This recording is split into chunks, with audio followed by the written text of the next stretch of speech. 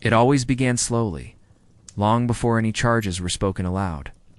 Long before the Inquisitor arrived in town with his black robe and eyes that never blinked.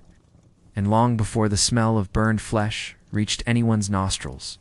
The first signs were quieter than whispers. A neighbor who stopped saying your name, a priest who avoided your eyes during confession, a shopkeeper who no longer counted your coins out loud. There was no thunder, no proclamation, no soldier with a scroll. There was only the changing weight of silence. You noticed it first during Mass, when the seats near you began to remain empty, even when the church was full. Had you joked about a relic, or questioned a priest's authority? A boy might ask what you thought of a certain passage. A neighbor might ask what you believed about saints appearing in dreams. A man at the tavern might ask if you thought every priest was truly holy. Each question came wrapped in casual clothing, but you could feel the weight behind them. These were not conversations. These were traps. Had someone overheard you say something that, taken out of context, could sound dangerous? In another time, your doubts might have passed unnoticed or even invited debate. But this was a time when doubt itself was enough to end a life. They welcomed him like a shepherd come to cleanse the flock. Doors opened, eyes lowered, names were offered. Secrets once held tightly were now spilled to avoid suspicion. You watched as fear turned friends into witnesses, neighbors into liars, and silence into guilt. And you knew, without ever being told, that your name had already been mentioned. People no longer smiled when you offered peace. You wondered if you had offended someone, but no one would tell you directly. Even your home began to feel unsafe. The walls felt thin. The windows seemed to breathe. You stopped speaking unless necessary. Maybe you deserved to be questioned. The Inquisition didn't just accuse people. It made them accuse themselves. You began watching yourself from the outside, studying your own expressions, checking your words before you spoke them. You were your own jailer, and your cell was made of fear. You avoided certain roads, certain gatherings, certain people whose sudden friendliness felt too sharp to be real. Your prayers became louder, not because your faith had grown, but because you knew someone might be listening. You fasted more often, gave more generously, and crossed yourself at every chance. You began to fear that if you didn't perform holiness constantly, someone might assume it had left you. At night, you heard footsteps that weren't yours. You told yourself it was the wind or the shifting of the roof, but your heartbeat didn't believe you. You began sleeping in your clothes just in case. Something had shifted. A rumor, a glance, a quiet suspicion. And now your every word seemed to land wrong. Conversations became stiff, filled with unnecessary prayers and repeated blessings. One friend began each visit by quoting scripture, not casually, but strategically. Another stopped visiting altogether. A third quietly asked if you had ever read any foreign books, and when you said no, he nodded a little too quickly. You realized then that your answers were no longer just answers. They were evidence. You became aware of how often you spoke, what tone you used, and which saints you mentioned. You practiced smiling in the mirror before stepping outside, terrified that your face might betray your uncertainty. The church bells no longer sounded like comfort. Each chime seemed sharper, colder, more pointed, like a distant warning echoing through stone and wood. The people you trusted most began to speak to you more carefully, as if rehearsing their words. You began retracing your steps from the past year. Had you questioned a church ritual too openly? And then there were the questions.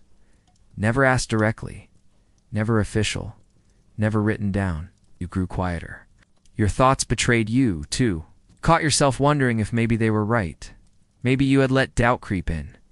And when the Inquisitor finally arrived, silent, slow-moving, pale beneath the sun, the town did not resist him. He did not announce his presence with trumpets, nor was there any royal banner flapping in the wind above his arrival.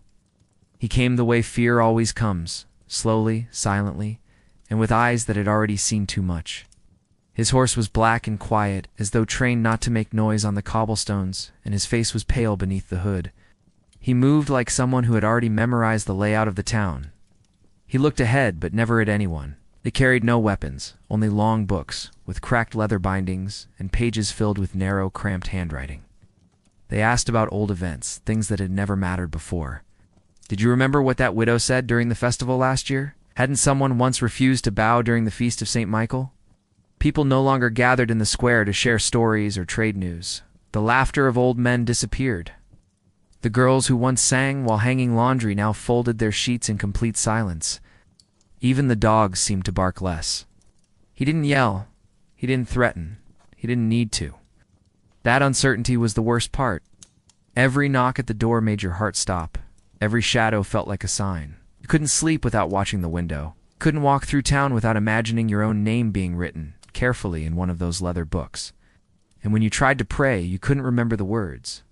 Not because you had lost faith, but because fear had taken up all the space inside you. The town did it for him. The people around you, terrified of being accused themselves, began to perform suspicion like a holy ritual. They repeated stories they had once laughed at. They corrected one another on scripture they'd never cared about.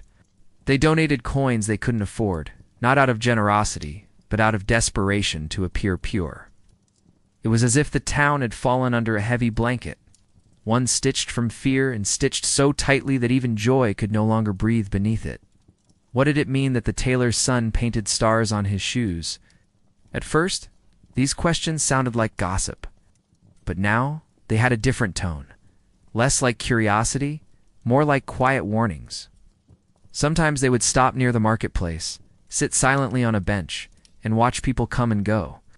People lined up in the chapel long before sunrise, waiting to confess not only their sins, but their fears, and sometimes their neighbors. You began to wonder if it was safer to stay away or to go early and say nothing of value.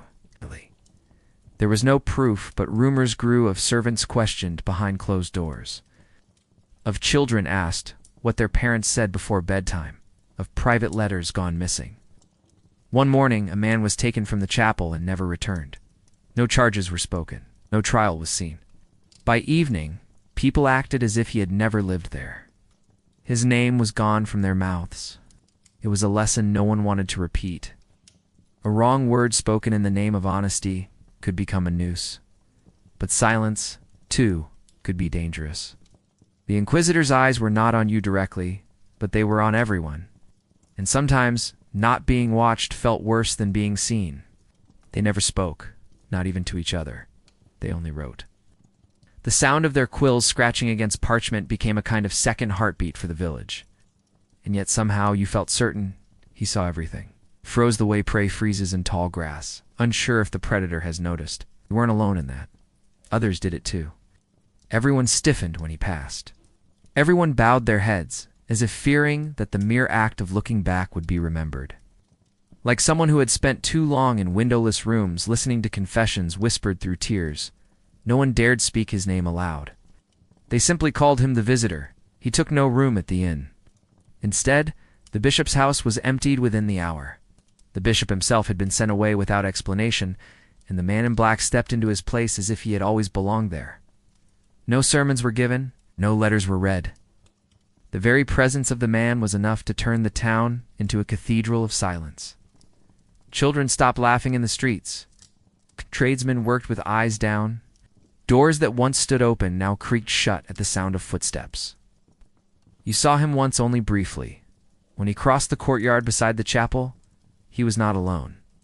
Two men followed him everywhere, scribes perhaps, or assistants trained to gather details others might miss.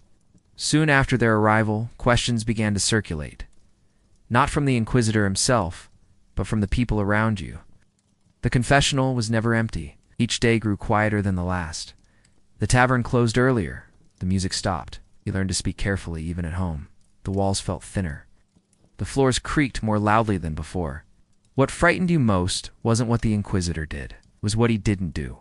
Still, no one told you whether your name had been mentioned. It never felt like a betrayal at first. When the first accusation was made, it came without ceremony. You had known him since you were children. They said he was away, that he had traveled. It was your neighbor, Clara, a quiet woman who tended a small garden and never missed morning mass. You spoke with the measured calm of someone who had rehearsed every word. You said Thomas was a good man, a faithful man, quiet man. You said you never heard him speak against the church. She sat beside the Inquisitor's scribes and spoke again, this time, with notes in her lap and a voice clear enough to be heard by those passing nearby. She mentioned a conversation long ago. Not because he had sinned, but because someone else needed to be spared. Who hesitated before answering? Who looked away when asked questions about others? You learned to read fear in the smallest gestures, in how quickly someone crossed themselves, in how much holy water they used, in the way their voice rose when quoting scripture. You were no longer looking for allies. You were looking for signs of survival, because that all the village had become. A place where survival meant sacrificing the next name on the list. And if someone had spoken about Thomas, someone could just as easily speak about you. All it took was a memory twisted sideways. You realized one final truth. The Inquisition didn't need fire to burn a village. It only needed fear. A sentence taken out of its place, or a moment of silence that someone decided was suspicious. Something Thomas had said about confession, a passing comment about relics, a small joke about saints. And this time, her voice carried just far enough to reach ears that needed to hear it. You said he kept to himself, read scripture often, and showed nothing but reverence. Clara nodded, smiled politely, and left. She spoke softly, kindly, as though she was asking after your health. Could feel it. You had said too much, or not enough. It sounded too confident, or not confident enough. You had defended him too directly, too loyally, too emotionally. Or perhaps you had seemed cold, distant, even suspicious. You realized, after she left, that no answer was ever truly safe. Silence could be guilt. Honesty could be misread. Loyalty could be treason. And the worst part was that Clara had not come to hurt you. She had come to protect herself. She said the Inquisitor's scribes were gathering testimonies, that they were simply trying to protect the faithful. That these were dangerous times, and surely you understood. They never came from strangers. They came from friends. From neighbors. From people who once gave you bread and helped carry your firewood. They didn't want to hurt you. Not really. They were just afraid. They wanted to survive. And survival, in a town visited by the Inquisition, meant being useful. And being useful meant speaking up. About someone. About anyone. As long as it wasn't themselves. Oh, she said they were asking everyone a few simple questions. That he had gone to visit his cousin in the east? What? But you knew Thomas had no cousin. You had heard the boots in the night. You had seen the light in his window before it vanished. And you noticed the way people no longer mentioned his name, except by accident. A habit quickly corrected by silence. That was the first lesson you learned. The moment someone disappears, their memory becomes dangerous. Running through the fields with wildflowers in your hands and dust on your knees, you told yourself maybe it was true. Maybe he had gone away. Maybe it was business. Maybe he had spoken rashly in the tavern, or maybe it had nothing to do with you. But as the days passed, you began to hear the shape of his absence in other people's words. He didn't say what he had done. He said things like he was always curious, or he asked strange questions sometimes. They remembered details that had never mattered before. The time he laughed during the bishop's reading, the way he didn't attend the last fast day, how he once said he had trouble understanding certain miracles. These weren't memories. They were ammunition, who had once bled together from the same scraped stone, shared meals from the same wooden bowl, and slept beneath the same tree during summer storms. In a different world, in a safer time, you might have called him a brother. But now he was missing. Without public display, and without warning, there was no bell to mark the moment, no messenger to declare it. It slipped in quietly, like smoke under the door, invisible, suffocating, and impossible to hold. The town continued as it had the day before, with its closed shutters, its murmured prayers, and its silent fear. But something had changed. A name had been spoken, and that name was someone you knew. It was Thomas. No one would say it directly. You didn't want to believe it at first. And then, late one afternoon, as the sun turned, the rooftops gold and shadows lengthened across the chapel wall, you were approached.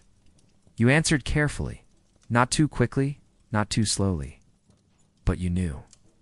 The next day, she brought flowers to the chapel. That's how accusations worked. You realized, with a heaviness that settled in your bones, that Thomas had never stood a chance. So you began to study the people around you in a different way.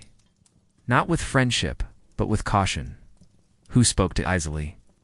And as the days grew longer, and the silence deeper, and the chapel more crowded with whispered confessions and tearful witnesses, you heard stories long before you ever saw the room. the kinds of people taken, the time of day, the direction they walked. You learned over time what to expect. Long, oppressive silence that stretched between questions like rope over water. They would wait until the accused spoke first. Had you ever thought the Virgin was not divine? Had you read books in languages you could not understand? Had you laughed at a priest? You never saw them directly, but you heard their names in whispers. The Strapado, the Rack, the Pear, the Boots. You didn't know what they looked like, but you knew what they did. That pain was something only the guilty needed to fear. But deep down, you knew that wasn't true. In this room, truth had nothing to do with safety. It was not a search for facts. It was a performance. A ritual built to strip away your will until you became what they needed you to be. A heretic with a name. A sin with a story. A sacrifice with purpose. You saw it in the way people walked afterward, or how they kept their hands hidden in their sleeves. You no longer met anyone's gaze. Not because you had something to hide, but because you had learned the most terrifying lesson of all. Pain, dose, and tea need a reason. Sometimes it only needs a room and someone willing to ask the wrong questions. You saw it in their eyes, not just pain, but absence, as if something had been pulled out of them and never returned. Had you shared bread with someone who was later condemned, didn't matter what you answered. The fact that you were being asked meant that something or someone had already pointed a finger in your direction. And when they did, the scribes would begin to write. They always wrote not just what was said, but how it was said. What tone, what gestures, what direction the accused looked when they answered. No prayer could protect you once you passed that threshold. No relic or holy water could shield you from what waited inside. Once you were taken, your choices were few. Confess and be punished. Deny and be broken. Beg and be ignored. Silence might save you, but only if they decided it meant innocence, not defiance. Even then, the silence itself was judged. Everything mattered. Everything could be twisted. Everything could be used. A first visit meant questioning. A second meant correction. A third meant nothing at all. No one came back after 3, where fingernails were lost, where skin met iron and was changed forever. It was where faith was measured in screams, and where the difference between innocence and guilt could be decided by how long a man could endure silence. No one knew exactly what it looked like, but everyone imagined it. Some said it was beneath the chapel, behind a locked door if you had ever seen open. Others whispered that it was outside the village altogether, in a place you could only reach with a blindfold over your eyes. You didn't know what to believe. All you knew was that people entered it different than they came out, if they came out at all. No one ever called it the torture chamber. That word was too sharp, too final. The Inquisitors called it the questioning place. You heard it the first time at night. A muffled cry you hoped was an animal, but it came again, louder, more human. The sound cut through the stillness like a hot blade. It didn't echo. Thudded, low and wet, the kind of sound flesh makes when it meets something it shouldn't. You waited, holding your breath, but there was no other sound. The village remained still. No dogs barked. No doors opened. The cry had been swallowed by the dark, as if it had never happened. The next morning, no one mentioned it. The faces that returned with bruised eyes or bandaged hands had simply fallen from the steps, or suffered a sudden illness. People accepted these lies because the truth was too dangerous. To acknowledge the room meant admitting that someone had been taken. And if someone had been taken, someone had spoken their name. And if someone had spoken their name, then you might be next. Eventually, you saw the door. It was plain, wooden, sunken into the back of the chapel, near the sacristy. You had passed it 100 times and never noticed it, but now it was always guarded. A chair was placed nearby. A young man, no older than 20, sat with a ledger in his lap. He never looked up. He never moved. He simply wrote line after line as people walked in and out. Some were weeping. The ones who trembled always came back different. You asked no questions. That was the only way to survive, but you watched. You memorized the patterns. It wasn't always physical, at least not at first. Yet. The Inquisitors were masters of patience. They began with silence. The questions themselves were simple. Had you ever doubted the saints? Had you ever skipped Mass without cause? And when the answers did not satisfy them, the instruments came next. There was no way to prepare for the room. You told yourself that as long as you had nothing to hide, you would be safe, that the truth would protect you. And when it was over, if you returned at all, you were not the same. You spoke less. You walked slower. They told you that confession was sacred, that it was a path to forgiveness. A moment of personal truth spoken in confidence to the church and to God. Perhaps you admitted to missing Mass once or twice. Perhaps you confessed a moment of pride, a passing doubt, a forgotten prayer. This was always part of it. Others tried to remain silent, only to find that silence itself was considered a form of defiance.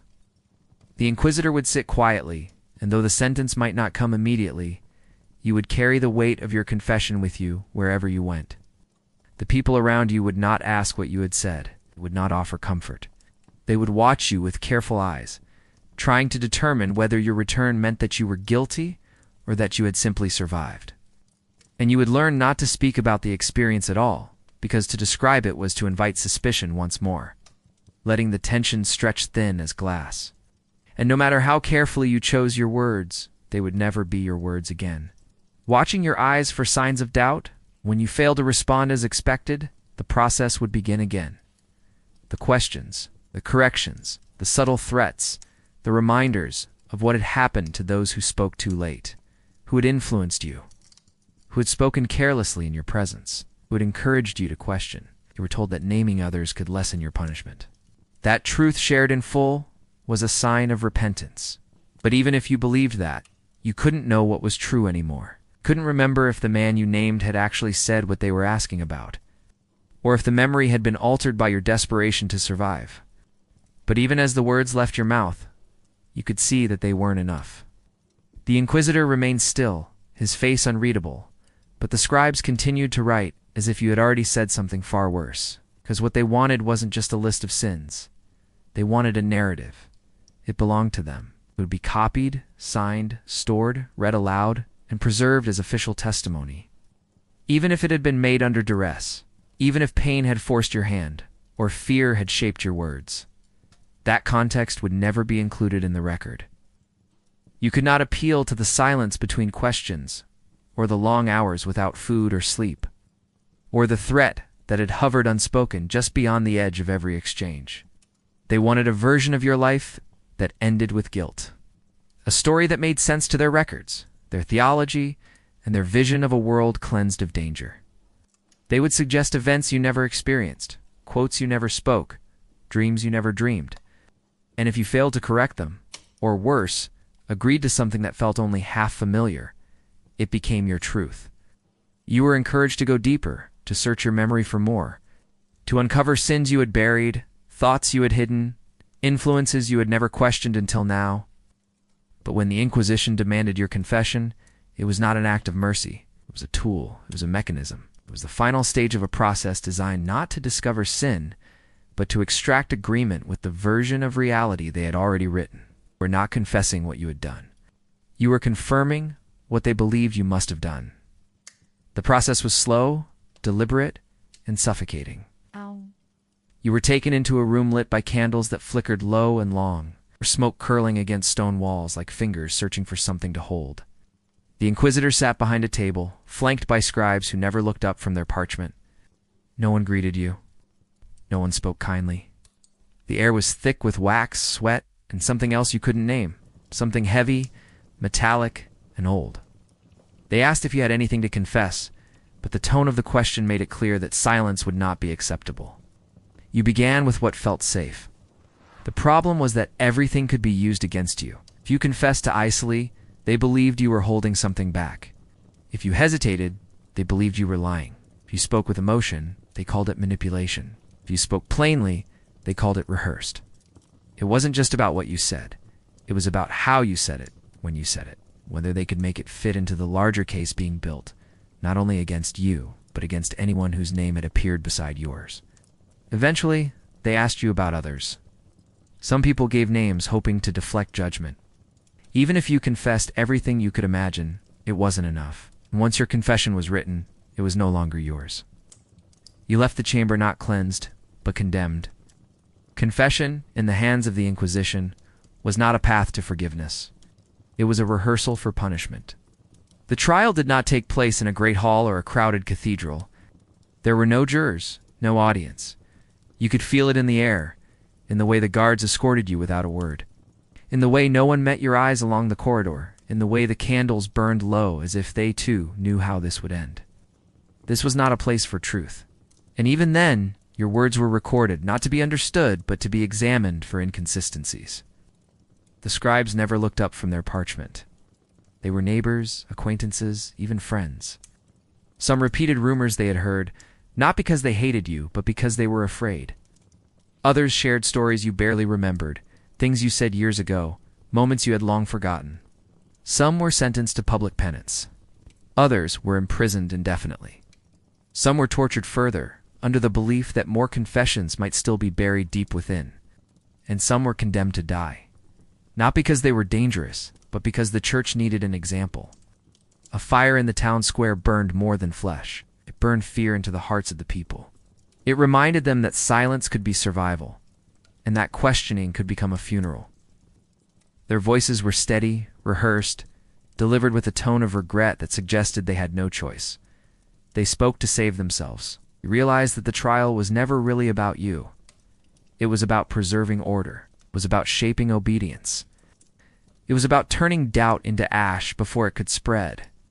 And as the doors closed behind you and the candles were snuffed one by one, you understood the final truth, that in the eyes of the Inquisition, innocence was not something to be proven. It was something to be declared, and they had already decided that you would not be the one to declare it. And in doing so, they damned you. They wrote continuously, catching not only your answers, but your pauses, your gestures, and the tension in your voice. Your fate was not being decided by logic or evidence. It was being assembled like a puzzle, one piece at a time. If you remained calm, they saw it as a sign of indifference. If you protested too strongly, you were arrogant. If you accepted your fate quietly, you were clearly hiding something darker. No response was safe. Every breath you took was added to your portrait of guilt. And when the Inquisitor finally set down his quill and looked up, you already knew the verdict. The sentence was a formality, final prayer spoken over a grave already dug. Each statement reshaped to fit the conclusion they had already drawn. This was a place for ritual, a carefully structured performance in which your voice played a role, but not a meaningful one. The outcome had been written long before you took your seat. You could not ask who had started the rumor or why they had chosen to speak now. You could not present documents, witnesses, or proof of innocence. None of that mattered. The Inquisitor did not want evidence. He wanted certainty. And certainty came not from facts, but from submission. The trial was not a search for truth, it was a demonstration of power, the Church's power, the Inquisitor's power, and the power of fear to silence every voice but one, and no opportunity to mount a true defense. The room itself was small, dimly lit. It was about how what happened could be made to sound like heresy. Your explanations were not heard as explanations. They were seen as excuses. When you clarified a statement, they asked why you had not explained it more clearly the first time. When you expressed confusion, they called it evasion. When you hesitated before answering, they noted it as a sign of guilt. The trial was not about weighing two sides of a story. It was about crafting a single story that fit the shape of the punishment already prepared, lined with wooden benches that creaked beneath the weight of history. The Inquisitor sat at a plain table with his scribes flanking him on either side, their quills already wet with ink before a single word had been spoken. There was no dramatic entrance, no announcement of charges in a grand voice, and no promise of fairness or mercy. The trial had begun long before you entered the room. The moment you were summoned, your guilt had already been assumed. The Inquisitor did not raise his voice. He didn't need to. His words were steady, controlled, spoken with the confidence of someone who believed he was acting on behalf of divine justice. The charges he read were not accusations, but declarations, each one delivered with a slow and deliberate rhythm, as if your sins had already been proven beyond doubt. He spoke of heretical thoughts, improper associations, irregular attendance, and the spreading of dangerous ideas. You recognized some of what he said, but other parts were unfamiliar. Fragments of conversations twisted into something dark. Moments from your past reshaped to fit a narrative you didn't recognize. The trial was not about what had happened. You were allowed to speak, but only when spoken to. Witnesses were sometimes brought forward, not to testify in your defense, but to strengthen the case against you. These were not strangers. You were not allowed to question them. If you wept, they recorded it as a sign of guilt. There were variations, of course. When you were led away, your body still intact, but your voice forever changed. They never told you how long you would wait. A single window, placed too high to reach, allowed just enough light to remind you what you were missing. Chains being dragged, something heavy being moved across stone. You never knew when the door would open, or if it ever would. You lived in anticipation of sound, the rattle of keys, the turning of a lock. When they opened the door, they did not call your name. They simply looked at you, nodded, and waited. You stood slowly, your body aching, your mouth dry. The silence, the hunger, the stillness, the slow erasure of memory and hope. These were not temporary conditions. They were the method. The door opening was not the end of your suffering. It was only the next chapter in a sentence you would never be allowed to finish. You followed the guard down a hallway that no longer looked real. Light flickered from torches, casting long shadows on the stone. You had passed this way before, perhaps many times, but each step now felt unfamiliar. You couldn't tell whether you were heading toward judgment or back into the same cycle that had already broken so many others. Whether you were going to another round of questioning, to a trial, or to the stake, you were never told. You followed because to refuse was unthinkable. The cell had taught you obedience, not by violence, but by neglect. The hollow echo of boots, and when none came, you felt relief and dread at once. They screamed, sobbed, clawed at the walls until their fingers bled. Others went quiet almost immediately, retreating into themselves like snails touched by flame. You did neither. You waited. And in waiting, you lost something that couldn't be named. It wasn't sanity. It wasn't faith. It was the part of yourself that believed there would ever be an end to the waiting. The part that believed in resolution. The quiet meant another day survived, but also another day untouched. Another day of rotting in uncertainty. Sometimes you heard murmurs, voices too low to make out, but steady and cruel in their repetition. You remembered faces, but not names. You remembered voices, but not what they said. The smell of bread baking just beyond the wall. Your mother's voice in the cracks between stones. These weren't hallucinations. They were protections. Fragments of comfort your mind gave you to survive a world that no longer made sense. You were not alone in the prison, but you were completely isolated. You did not know who was nearby, who had confessed, who had died. The others became ghosts, voices swallowed by the walls, proof that suffering was shared, but not witnessed. The sky could be seen in fragments, slivers of gray, blue, and sometimes the flash of birds passing overhead, but you could not mark the time properly. Morning and evening became guesses. The world outside shrank into a rhythm of muted sounds, distant bells, echoing footsteps, and the occasional scraping of metal on stone from some other corridor. You were surrounded by evidence that life continued beyond your walls, but none of it belonged to you. Time itself became an accomplice to the process, stretched, twisted, and weaponized. You were not placed in a cell to await justice. You were placed there to erode. The silence between footsteps, the hours between meals, the days between questioning, these were not empty moments. They were carefully arranged gaps, designed to loosen the grip you had on memory, on certainty, on whatever strength remained after confession and fear had already done their work. The cell was never completely dark. There was no bed, just straw scattered across uneven stone, damp in the corners and flattened where others had once laid. The walls were rough, cold, and damp to the touch, and if you leaned against them for too long, your skin began to ache. You tried to keep moving at first, walking back and forth across the short length of the space, counting steps, reciting prayers, whispering verses you barely remembered. But after a while, the counting lost meaning, the words blurred together, and the desire to move gave way to stillness. You stopped pacing not out of peace, but because it felt pointless. Food arrived sporadically, carried by hands you never saw. Sometimes it was bread soaked in water. Sometimes it was something unrecognizable, a broth that tasted like dust, a crust of grain that turned to paste in your mouth. You were not fed to be nourished. You were fed to be kept alive, barely. You drank from a clay bowl left by the door. Filled once each day, though even that began to feel uncertain. Some days you felt thirst that never seemed to leave. Other days you forgot what hunger was. The body began to blur its own alarms, numbing itself to the rhythm of starvation. There were sounds you couldn't name. Cries in the distance. The worst part was not the cold or the hunger or even the fear. The worst part was the waiting. You began to lose track of who you were. The guards who came for you never spoke. Some people broke in the first few days. When the door opened for you again, you didn't know whether to feel hope or fear. And in that moment, you understood the most insidious truth of all. The cell had not been a waiting room. It had been the punishment itself. By the time the punishment began, the crowd had already gathered. Drawn not by curiosity or rebellion, but by fear disguised as reverence. The town square was no longer a place of commerce or conversation. It had become something else entirely. A stage prepared for ritual, not haphazardly, but with great care and craftsmanship.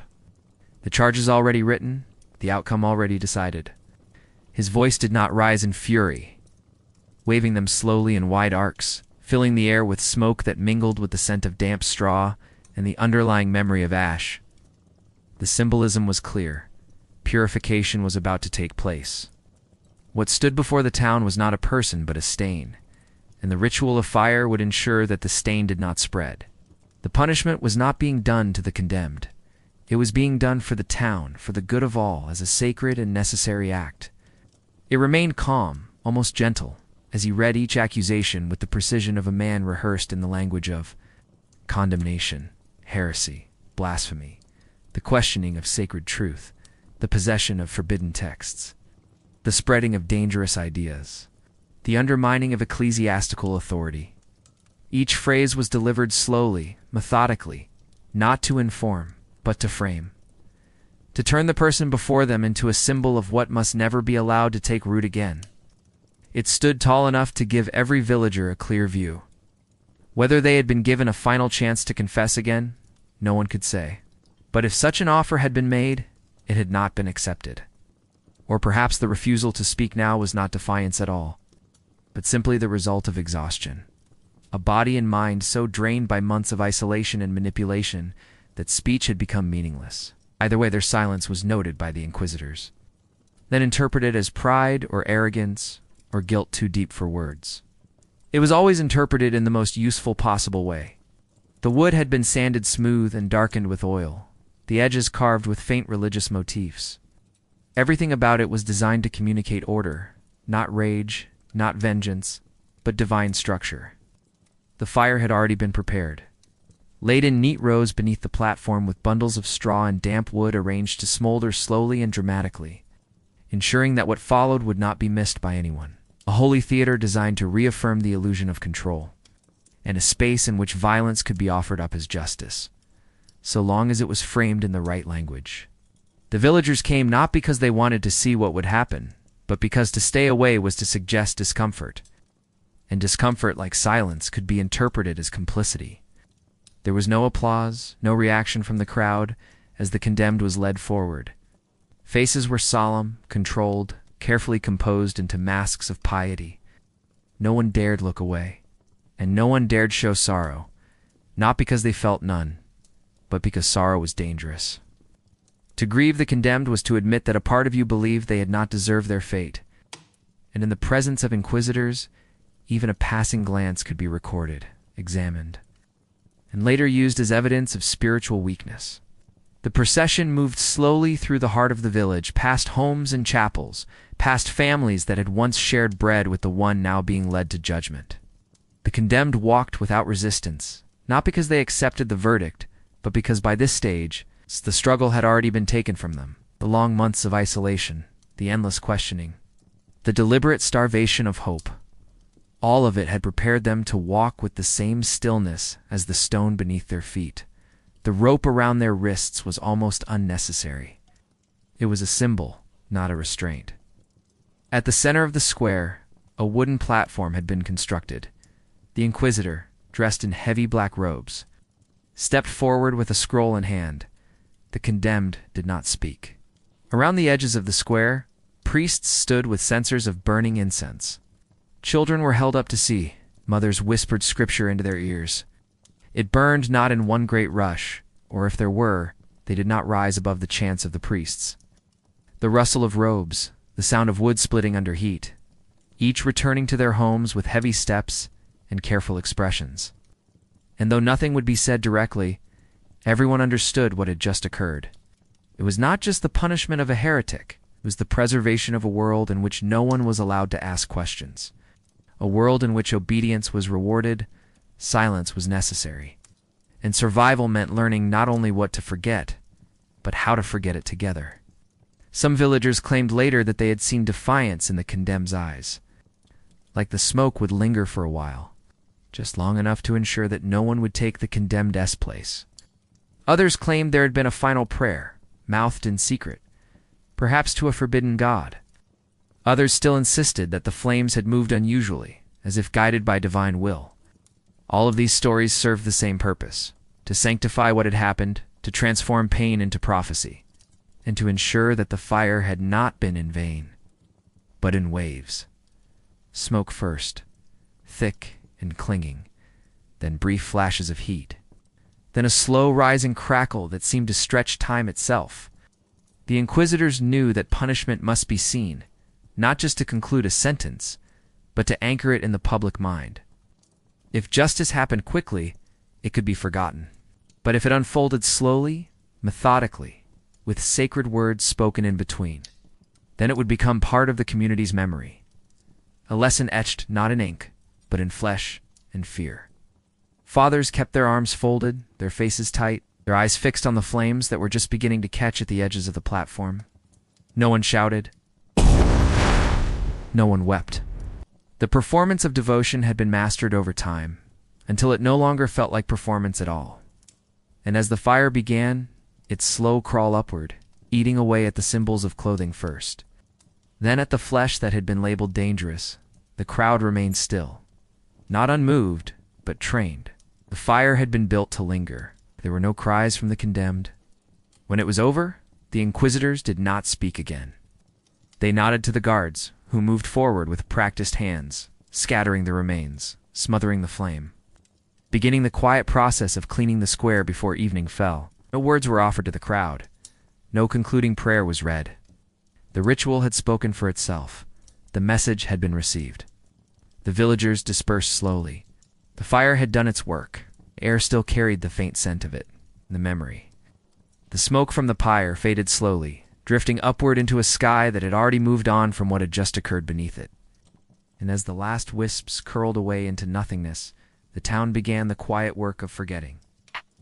There was no ceremony to mark the end, no announcement that the sentence had been carried out, not out of cowardice, but out of a deep instinct to survive. A brother might say he had noticed troubling ideas early on. A former friend might claim there had always been something strange in the way they spoke. A priest might recall signs of spiritual rot in their prayers or posture. Did they really say those things in jest, or were they serious? Could the rumors have had some basis in fact? The fear that had gripped the town did not disappear with the ashes. It seeped into the past, reshaping it, not the burning, not the confession under threat, not even the isolation in the cell. It was the knowledge that once the body was gone, the story left behind would not be yours. It would be theirs. Shaped, sharpened, and sanctified by the same hands that had lit the flame. Softening the edges of truth until even those who once loved the condemned could no longer distinguish between memory and imagination. None of these revisions came from malice, but by convincing the community to revise itself, to prune its memories, to smooth over its contradictions, to replace living truth with a safer fiction. The fire in the square was not just a punishment, it was a beginning, a spark that ignited a long process of forgetting. It was buried slowly, beneath layers of fear and silence, until it no longer resembled truth at all. One that continued for months, years, even generations. They were a form of self-preservation, a way to ensure that no connection to the condemned remained that might cast a shadow on the present. No invitation to reflect or grieve. It was written in official language and read aloud from the pulpit. a declaration of guilt, their writings were burned. In the quietest corners of the town, behind shuttered windows and beneath floorboards, a few people hid fragments of letters, scraps of familiar handwriting, or a single object once owned by the condemned. These small relics were never displayed and never spoken of. They were held only in secret, not as acts of rebellion, but as desperate refusals to let the last traces of a person be completely erased. But even these quiet gestures carried risk. If discovered, they would be interpreted not as loyalty to the dead, but as sympathy with the crime. Their name was removed from family records, struck from baptismal registries, omitted from prayer rolls. In some cases, entire families moved away quietly, not out of shame, but to escape the cold glances and narrowed eyes of a village that had learned to question, even the innocent if they stood too near the accused. Memory became dangerous, and so families taught themselves to forget, not just to survive, but to remain within the fragile protections of communal obedience. A confirmation of proper procedure, a warning to the faithful about the dangers of doubt and deviation. The document made no mention of sleepless nights, of hunger, of torture, of coerced confessions, or of the deep and complex fears that shaped every moment of the condemned's final months. Instead, it offered a narrative of purification. A soul lost, a church grieved, a flame that cleansed the darkness. Instead, the ashes were cleared as quickly and discreetly as possible, swept into the corners of memory where dangerous thoughts go to die, and just like that, the one who had been burned, their life, their voice, their story, began to dissolve into silence. The morning after the execution, the streets were as they had always been. The market reopened. Not because it had been banned. People said the condemned had been defiant until the end, refusing the sacraments, spitting at the crucifix, mocking the priest who offered a final chance at redemption. They said the execution had been merciful, that it was conducted quickly and without cruelty, that the inquisitors had offered multiple chances to confess, and that the condemned had chosen fire over forgiveness. These stories became the new memory, not because they were believed, but because they were easier to repeat, but because it had become untouchable. To recall their words was to remember too much. To ask about their family was to risk appearing sympathetic. To mention their absence was to acknowledge a void that had been forcibly created. That void was dangerous because it pointed to something unfinished, something unresolved. The Inquisition had not merely punished a heretic. It had rearranged the boundaries of what was sciable, knowable, and safe. Merchants laid out their wares beneath the same wooden stalls. The bells rang to call the faithful to prayer. Children played again, though with slightly more restraint.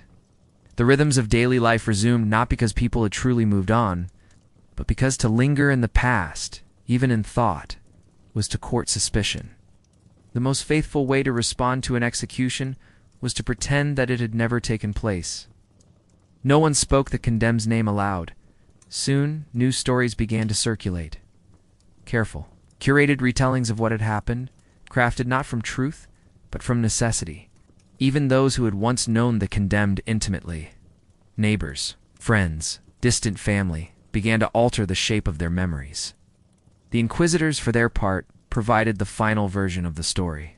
The condemned's belongings were seized or destroyed. There were those who tried to remember. Over time, those who remembered began to question the sharpness of their own memories. Was the condemned truly as kind as they recalled? In the end, the Inquisition did not only control the present, it conquered the past. It rewrote the story not by editing books or censoring sermons, and that, perhaps, was the greatest violence of all.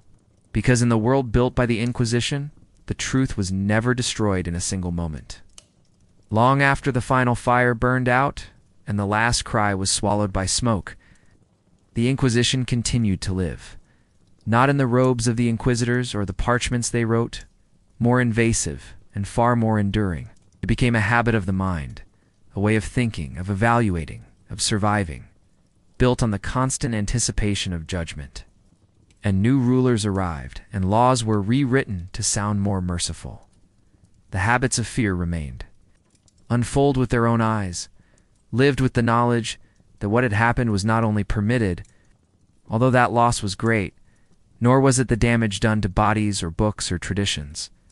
The deepest wound was in the human capacity for trust. It taught people that belief must be policed, that doubt must be buried, and that safety can only be secured through conformity. It convinced entire societies that truth was not something to be discovered or wrestled with, but something to be received and repeated, exactly as given, with no deviation, no reflection, no room for nuance, but encouraged. They knew that justice had been twisted into performance, that guilt had been constructed from fear, that entire lives had been undone by nothing more than a suggestion. Some of them tried to forget, pushing the images deep below the surface of their thoughts, where the weight of daily life could keep them buried. Others tried to remember, secretly writing down what they had seen, drawing maps of the prisons, describing the faces of those who had disappeared. But these testimonies were fragile, easily lost, easily destroyed, and often too dangerous to preserve. A single generation raised in terror can plant seeds that grow for centuries. In towns where burnings had once occurred, old people whispered stories to their grandchildren, not as warnings of the past, but as explanations for the present. Why no one read certain books? Why no one spoke during Mass? Why no one ever asked what had really happened to the family that used to live by the well? The fire may have died, but the smoke remained, clinging to everything, curling through the spaces between truth and silence. In cities and villages that had once been warm with discussion and exchange, people no longer spoke freely. Families no longer shared their true thoughts across the dinner table. Students no longer questioned their teachers, and neighbors no longer trusted one another. Communities that had once been held together by ritual and celebration were now bound by suspicion and routine compliance. But in the private corners of the human soul, were now reinforced by fear. Not fear of hell in the next life, but fear of punishment in this one. The doctrine became sharper. The questions became more narrow. The idea of holiness contracted, until it no longer meant living a life of compassion and grace, but simply meant avoiding notice. People stopped aspiring to be good and started working only to avoid the appearance of guilt. Piety became performative. Faith became camouflage. Where fear lingers far longer than memory, and silence continues speaking even after the words themselves have vanished. The true power of the Inquisition was never just in its sentences or its rituals. Its deepest power lay in its ability to outlive its victims by making the people who survived it carry the institution inside them. Day after day, year after year. Long after the prisons had emptied, and the platforms had been disassembled, and the officials had moved on to another region, what began as a movement to protect the purity of belief gradually became something larger. The teachings of the Church, once delivered through sermon and sacrament, generations passed, but the patterns remained. Parents raised their children not to be brave or curious or outspoken, but to be careful. They taught them not to ask questions, not to stand out, not to trust anyone too quickly. They told them that history was dangerous, and that the best way to survive was to keep their heads down, to blend in, and to pray often, not out of conviction, but because the act of praying where others could see might serve as a kind of armor. Holiness became theater. Worship became surveillance. Even as the Inquisition lost its central power, even as political tides shifted, and those who carried the memories, those who had watched the process, the most tragic consequence of the Inquisition was not the loss of life. And yet, despite the silence, despite the fear, despite the thoroughness with which memory had been edited and rewritten, fragments of the truth endured. In hidden letters, serve as quiet resistance to the legacy of fear. They remind us that systems of control are never eternal, that truth can survive under ash, and that even the most tightly managed silence can be broken, if only by a whisper passed from one generation to the next. The Inquisition sought to eliminate the question itself, to erase the very possibility of doubt, but the human mind, even under pressure, even in chains, continues to wonder, continues to reach, continues to search for something more than what it is told. In forgotten corners of church basements, in the oral traditions of distant descendants who told stories late at night when the doors were locked and the wind covered their voices, in these stories the condemned lived again, not as heretics, not as threats, not as warnings, but as people who had once dared to think differently in a world that could not tolerate difference. these memories, scattered and faint as they may be. In the end, the legacy of the Inquisition was not only the destruction it caused, but the shape it left behind.